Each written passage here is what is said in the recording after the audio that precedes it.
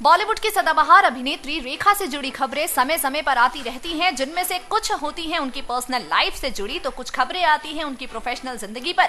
जैसा कि आप सब जानते ही होंगे, रेखा की जिंदगी एक कोरी किताब की तरह रही है, जिस पर समय समय पर लोगों द्वारा कई तरह की कहानियों को लिखा गया।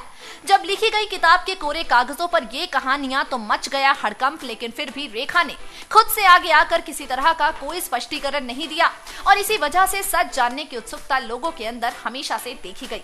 रेखा की मांग में सजे सिंदूर ने सबसे ज्यादा बज़ क्रिएट किया। पति मुकेश अग्रवाल के देहांत के बाद भी जब रेखा को सरेआम इस तरह से सिंदूर लगाए कई मौकों पर देखा गया तो तरह तरह के सवाल उठने लगे।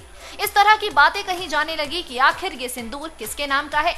सबसे पहले आई थी ये खबर कि सदाबहार अभिनेत्री लगाती है महानायक अमिताभ बच्चन के नाम का सिंदूर। हमेशा से ही रेखा के सिंदूर को बिग बी के साथ जोड़ा जाता था, लेकिन जब से रेखा की जिंदगी पर लिखी गई किताब रेखा द अनटोल्ड स्टोरी प्रकाशित हुई है, उसके बाद से ही अब इस सिंदूर को संजय दत्त के साथ जोड़ा जाता है।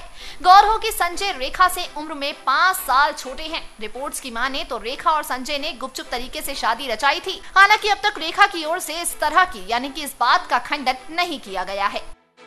नेक्स्ट 9 न्यूज रूम की रिपोर्ट।